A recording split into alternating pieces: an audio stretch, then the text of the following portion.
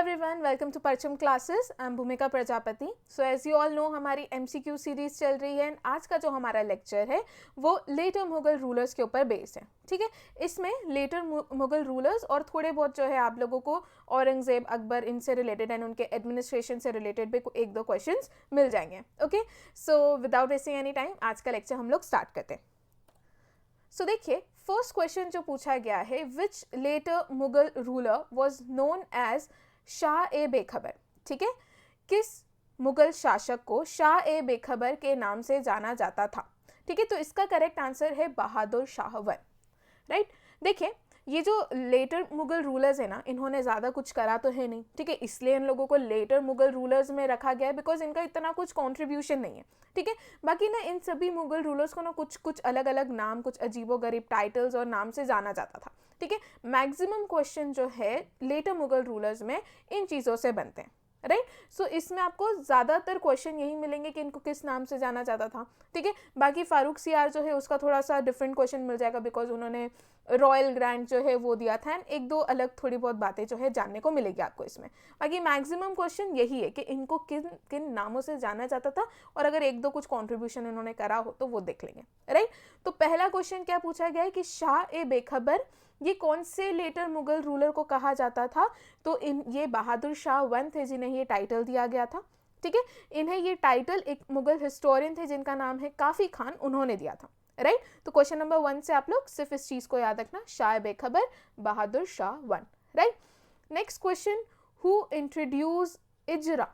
ठीक है, जो कि रेवेन्यू फार्मिंग को कहा जाता है, इसकी शुरुआत किसने करी थी ये पूछा गया है। राइट, तो इसकी शुरुआत करी थी जहांदर शाह ने। तो देखो यहाँ पर ना दो तरीके के क्वेश्चन बन सकते हैं। या तो ये पूछा जाएगा कि इजरा का मतलब क्या है, तो वो आप समझ गए कि इजरा मतलब है रेवेन्यू फार्मिंग। ठीक है, दूसरा ये पूछा जाएगा कि इजरा को किसने इंट्रोड्यूस करा था। तो इजरा को मुगल रूलर जिनका नाम है जहांदर शाह, उन्होंने इंट्रोड्यूस करा था। ठीक है, एडिशनल फैक्ट में देखें तो इन्हें लस्टफुल स्टूपिड के नाम से भी जाना जाता है इतिहास में। राइट, तो दो चीजें, Ijara means revenue farming, introduced by Jahandar Shah and he is also known as lustful stupid. Clear, तो क्वेश्चन नंबर 2 का करेक्ट आंसर हो जाएगा option number B. Next question, that is question number 3, which ruler sat on throne with help of Sayyid brothers. ठीक है, that is Farooq Abdullah Khan and Hussain Ali Khan. Right, तो इनमें से वो कौन से रूलर हैं, ठीक है, जो सैयद भाइयों की मदद से थ्रोन पर बैठे थे। राइट, हिंदी में देख लेते हैं, सैयद भाई यो that is Farooq Abdullah Khan and Hussain Ali Khan की मदद से कौन सा शासक सिंहासन पर बैठा था। राइट, तो वो थे फरूक सियार। राइट, फरूक सियार जो है वो किसकी मदद से थ्रोन पे बैठे थे, तो वो सैयद ब्रदर्स जिनका नाम अब्दुल्ला खान एंड हुसैन अली खान है, जिन्हें किंग मेकर्स के नाम से भी जाना जाता है, इनकी मदद से ये थ्रोन पे बैठे थे। ठीक है, फरूक सियार जो है उन्हें पपेट ऑफ सैयद ब्रदर्स भी कहा गया है।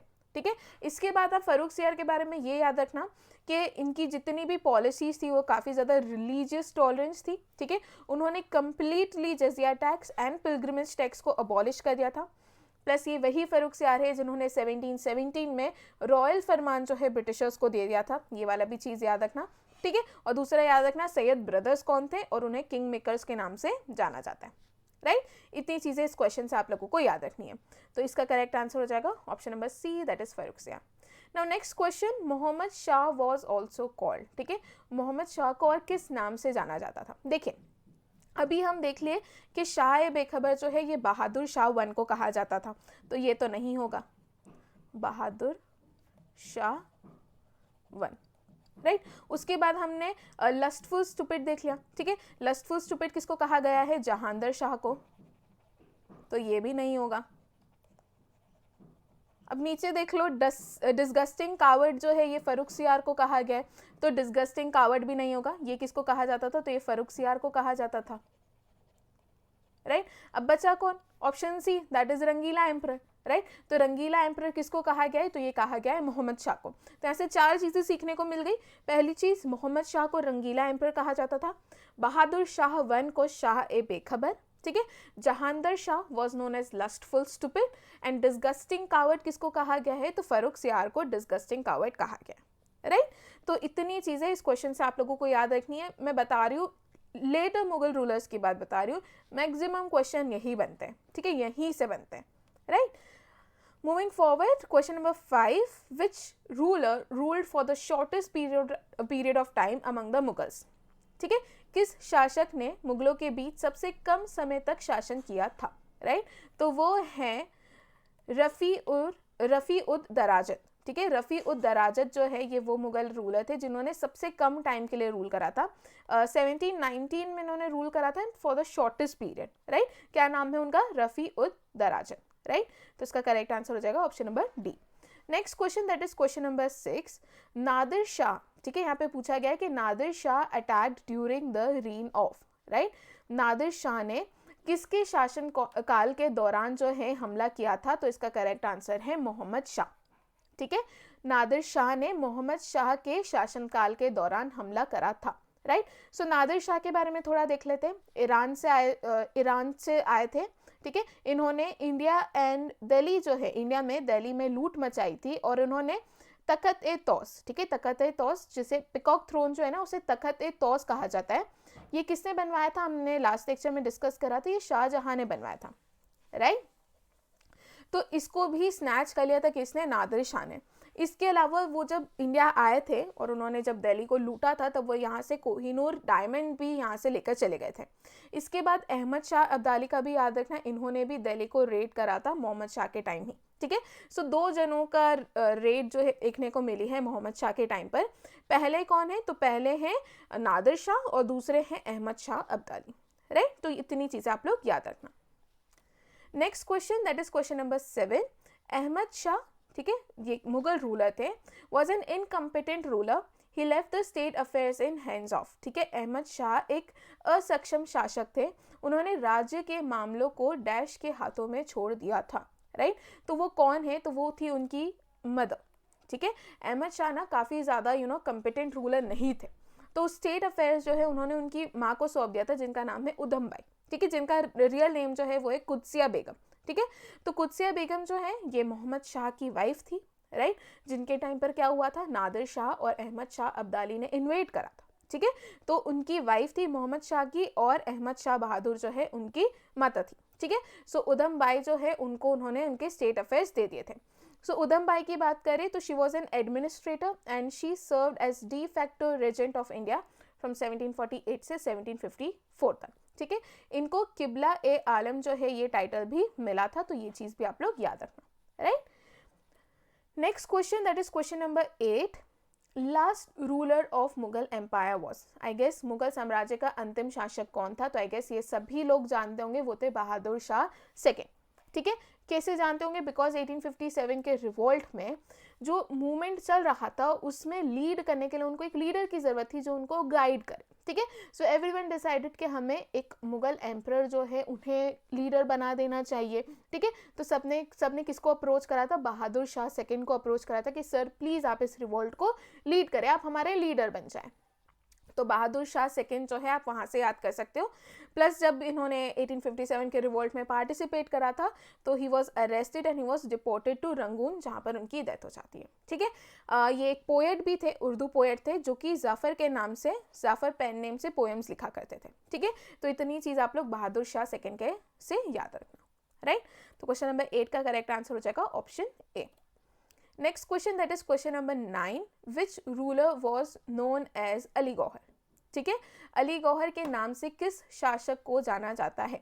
तो वो है ना शाह आलम सेकंड। ठीक है, ये वही शाह आलम सेकंड है जो बैटल ऑफ बक्सर में थे। ठीक है, जिन्होंने एक अलायंस फॉर्म करी थी किसके साथ? मीर कासिम एंड सुजाउद्दौला के साथ एक अलायंस फॉर्म करी थी एंड ब्रिटिशर्स को हराने की कोशिश करी थी, बट अनफॉर्चुनेटली ये लोग हार जाते हैं एंड फाइनली यहाँ पर जो है ब्रिटिशर्स जो अपना पावर कंप्लीटली इंडिया में स्टैब्लिश कर लेते हैं। ठीक है, सो बैटल ऑफ बक्सर से रिलेटेड है। ठीक है, शाह आलम सेकंड नाम क्या है? अली गौहर के नाम से जाने जाते हैं।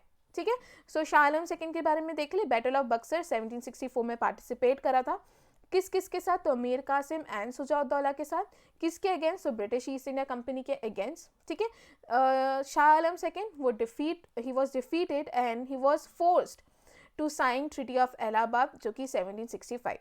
ठीक है, इसी ट्रीटी के थ्रू शाह आलम सेकंड जो है उन्होंने दीवानी राइट्स काई के, बंगाल के, बिहार के एंड उड़ीसा के किसको दे दिए थे?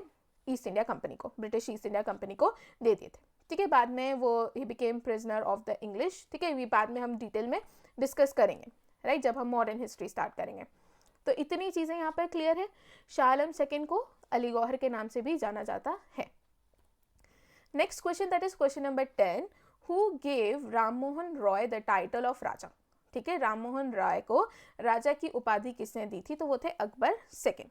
ठीक है, अकबर सेकेंड ने राजा राम मोहन रॉय को राजा जो टाइटल है वो या उपाधि जो है वो दी थी। ठीक है, इसके अलावा एक इम्पॉर्टेंट क्वेश्चन ये बनता है कि इन्होंने एक फेस्टिवल इंट्रोड्यूस करा था हिंदू मुस्लिम यूनिटी के लिए, जिसे फूल वालों की सैर कहा जाता है। ठीक है, ये फेस्टिवल भी याद रखना किसने इंट्रोड्यूस करा था, तो ये करा था अकबर सेकेंड। ये वही पर्सन है जिन्होंने राजा टाइटल दिया था राम मोहन रॉय को, right.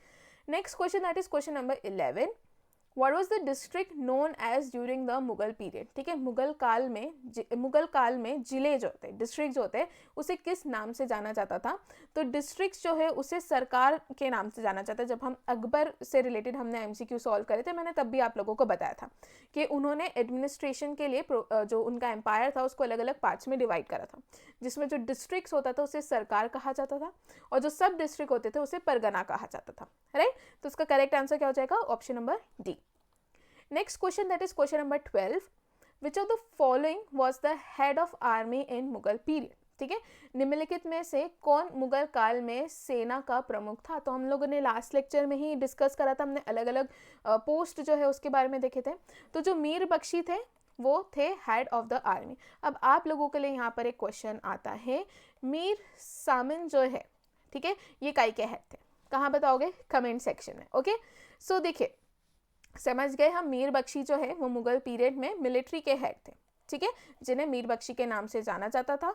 He was appointed from the leading nobles of the court. ठीक है, Mir Bakhshi was in charge of intelligence gathering and वो रिकमेंडेशंस भी एम्परर को देते थे कि किस तरीके के मिलिट्री अपॉइंटमेंट करनी चाहिए, मिलिट्री प्रमोशंस किस तरीके से करनी चाहिए, ये सारे रिकमेंडेशंस भी ये दिया करते थे, राइट। तो इतनी चीज़ें आप लोग याद रखना और बताएंगे मीर सामन जो है वो कैसे रिलेटेड है, कमेंट सेक्शन में। Next question, that is question number 13, who among the following was appointed as a physician in the Mughal service। ठीक है, निम्नलिखित में से किसे मुगल सेवा में चिकित्सक के रूप में नियुक्त किया गया था, राइट। तो वो कौन थे जिन्हें चिकित्सक के रूप में अपॉइंट किया गया था, तो वो थे मनुची। ठीक है, जिनका नाम है निकोलाओ मनुची, राइट। एक इटालियन थे, इटालियन ट्रैवलर थे जो कि बाद में आर्मी ज्वाइन कर लेते हैं। लेटर जो है इन्हें एज अ फिजिशियन जो है अपॉइंट किया गया था मुगल सर्विस में। ठीक है, क्या नाम है, निकोलाओ मनुची, याद रखना, एक इटालियन ट्रैवलर थे। क्लियर, तो इसका करेक्ट आंसर हो जाएगा option number C.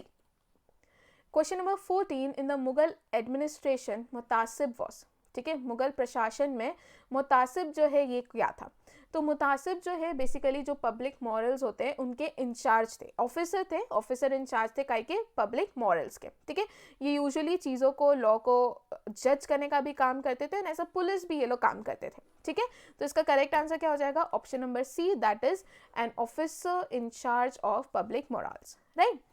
Next question, that is question number 15, in the Mughal administrative vocabulary maal represents. ठीक है, मुगल प्रशासनिक शब्दावली में माल का प्रतिनिधित्व करता है। तो मैं माल के बारे में आप लोगों को ऑलरेडी प्रीवियस लेक्चर्स में बता चुकी हूँ, ये लैंड रेवेन्यू जो है उसे रिप्रेजेंट करता है। ठीक है, माल किसे रिप्रेजेंट करता है, लैंड रेवेन्यू को। Next question, that is question number 16, मदद ए माश इंडिकेट्स इन मुगल एडमिनिस्ट्रेशन। किस चीज़ को इंडिकेट करता है ये मुगल प्रशासन में, क्या, मदद ए माश। तो ये क्या है, ये बेसिकली जब फ्री में कोई लैंड दी जा रही है, ठीक है, उन इंसान को दी जा रही है जो कुछ अच्छे काम करना चाहते हैं, जैसे कि रिलीजियस इंस्टीट्यूशन को मेंटेन करना चाहते हैं, या किसी सेंट को दी गई है, या किसी भी अच्छे पर्पस से दी गई है एज अ चैरिटी। ठीक है, उसको क्या कहा जाता था, मदद ए माश। ठीक है, तो it was revenue free land which was granted to learned person as a charity. ठीक है, एज अ चैरिटी जो है इस लैंड को दिया जाता था। इसका करेक्ट आंसर हो जाएगा ऑप्शन नंबर बी, जिसे मदद ए माश कहा गया है, right. Next question, that is question number 17, during the Mughal rule जो कॉपर कॉइन्स थे उन्हें किस नाम से जाना जाता था। ठीक है, मुगल शासन के दौरान पूर्ण रूप से तांबे के सिक्के को क्या कहा जाता था, तो उसे दाम कहा जाता था। ठीक है, जो तांबे के सिक्के होते थे, जो कॉपर कॉइन्स थे, उसे मुगल टाइम में दाम कहा जाता था। ठीक है, उसके अलावा गोल्ड कॉइन्स जो है उसे मोहर कहा गया है। एंड जो सिल्वर कॉइन है उसे रुपी कहा जाता था, ठीक है। तो कॉपर कॉइन्स को दाम, सिल्वर कॉइन को रुपी एंड गोल्ड कॉइन को क्या कहा जाता था, मोहर कहा जाता था, ठीक है। इतनी चीजें आप लोग याद रखना। कौन से टाइम में, मुगल टाइम में। Next question that is question number 18, the foundation of Mughal painting was led by, ठीक है। मुगल चित्रकला की नींव किसके द्वारा रखी गई थी, तो हम सभी जानते हैं कि इसका करेक्ट आंसर है हुमायूं, ठीक है। जब हुमायूं जो है राइट, जब वो एग्जाइल थे इन पर्शिया एंड अफगानिस्तान, उस दौरान उनको दो काफ़ी डिस्टिंग्विश्ड पेंटर्स मिले थे जो कि पेंटिंग में काफ़ी ज़्यादा अच्छे थे, जिनका नाम है ख्वाजा अब्दुल सामद एंड मीर सैयद, ठीक है। उनसे उन्होंने पेंटिंग के बारे में काफ़ी कुछ सीखा था, और जब उन्होंने ही रिकैप्चर हिज पावर, ठीक है, सूर डायनेस्टी को हटाकर फिर से उन्होंने जब मुगल डायनेस्टी को एस्टैब्लिश करा, तो वो इन दो लोगों को अपने साथ लेकर आए थे, ठीक है। और he was very fond of paintings, ठीक है। तो पेंटिंग की नींव जो है मुगल डायनेस्टी में किसने रखी थी, तो वो हुमायूं ने ही रखी थी, राइट। अब देखिए ना, मुगल टाइम पीरियड में अलग अलग मुगल रूलर्स जो है ना, वो अलग अलग चीज़ों को लेके काफ़ी ज़्यादा फॉन्ड थे। जैसे किसी को आर्किटेक्चर में बहुत इंटरेस्ट था, किसी को रीडिंग बुक्स, पोएट्री, इन सारी चीज़ों में बहुत इंटरेस्ट था। तो इनसे रिलेटेड ना क्वेश्चंस बनते हैं, ठीक है। जैसे इसमें मैंने सिर्फ मुगल पेंटिंग का ऐड करा है, बट इससे दूसरे क्वेश्चंस भी बनते हैं कि who was very fond of poetry and all stuff, who was fond of music, इस तरीके के क्वेश्चंस पूछे जाते हैं, right. Next question that is question number 19, who did illustrate दास्तान ए आमिर हमजा, ठीक है। दास्तान ए आमिर हमजा जो है, इसका चित्रण किसने किया है, ठीक है। तो ये वो पर्सन है जो कि हुमायूं के साथ मुगल एम्पायर में आए थे, जिनका नाम है अब्दुल सामद, ठीक है। उन्होंने इसको इलस्ट्रेट कराया, दैट इज दास्तान ए आमिर हमजा, ठीक है। मोस्ट ऑफ द मुगल्स जो है, they were renowned as great patrons of art, right. जो पहले, ठीक है, द फर्स्ट एंडेवर जो है to complete the pictures of earliest Mughal illustrated manuscript, that is Dastan e Aamir Hamza, वो किसके पीरियड में शुरू हुई थी, तो ये हुमायूं के टाइम पीरियड में शुरू हुई थी, ठीक है। तो करेक्ट आंसर क्या है इसका, option A, Abdul Samad. So the next question is that is question number 20। इसमें पूछा गया है, हुम among the followings were Jahangiri painters, ठीक है। Select the correct answer for code given below, right. इसमें पूछा है निम्नलिखित में से कौन जहांगीरी चित्रकार थे, राइट। नीचे दिए गए कुट के लिए सही उत्तर का चयन कीजिए। देखिए, पहली चीज हमें पता है कि अब्दुल सामद एंड मीर सैयद अली, ये किसके टाइम का है, ये किसके टाइम के हैं, तो ये हुमायूं के टाइम के, राइट। तो ये तो ऑप्शन में होना नहीं चाहिए, राइट। तो जहां जहां भी 1 दिख रहा है आपको और 4 दिख रहा है, उसे ऑटोमेटिकली हटा दो, ठीक है। तो 1 इसमें है तो ऑप्शन ए हट जाएगा, डी में भी है तो ऑप्शन डी भी हट जाएगा, फिर 4 दिख रहा है हमको सी में, तो ये भी हट जाएगा। बचा क्या हमारा, 2 एंड 3, ठीक है। 2 एंड 3 क्या है, सही है, तो ऑप्शन बी इसका क्या हो जाएगा, करेक्ट आंसर। तो जहांगीरी पेंटर्स कौन थे, अब्दुल हसन एंड अकारीजा, ठीक है। Next question that is question number 21, Which one of the following musical instrument was mastered by Aurangzeb, ठीक है। निम्नलिखित में से किस वाद यंत्र में औरंगजेब को महारत हासिल थी। देखिए, औरंगजेब के बारे में ये याद रखना, वो वीणा जो है बहुत अच्छी बजाते थे, ठीक है। He was very fond of Veena. But वहीं एक तरफ औरंगजेब वो मुगल रूलर थे जिन्होंने म्यूजिक जो है उसे बैन करवा रखा था कोर्ट में, ठीक है।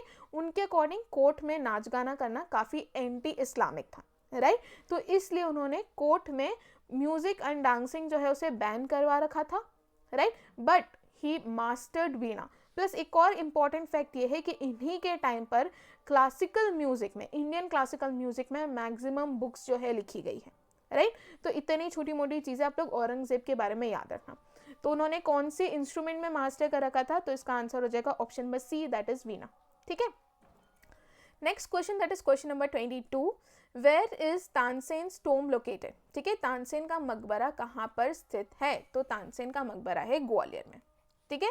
सो तानसेन जो है who is considered as one of the greatest composer musician in India, ठीक है, जो कि he lived during the period of great Mughal king Akbar. Akbar के जो 9 रत्न थे, 9 ज्वेल्स थे, उनमें से एक तानसेन भी थे, ठीक है। पहले he was court musician in king of Ramchandra of Rewa, ठीक है। उन्होंने तानसेन को एज अ गिफ्ट जो है अकबर को दे दिया था। तो बाद में वो अकबर के 9 रत्न में से एक बने, अकबर के कोर्ट में बैठते थे, ठीक है। उनका टोम जो है वो कहाँ पर है, ग्वालियर में लोकेटेड है, जो कि, ठीक है, which is near the Tomé of हजरत गौस, जो कि उनके गुरु थे, उनसे बहुत कुछ उन्होंने सीखा था, ठीक है, और उन्हीं की टीचिंग से ही वॉज इन्फ्लुएंस कि वो खुद को इस्लाम में कन्वर्ट कर दें। राइट, सो तानसेन के बारे में याद रखना, टोम कहाँ पर है, ग्वालियर में है, अकबर के 9 रत्न में से एक थे।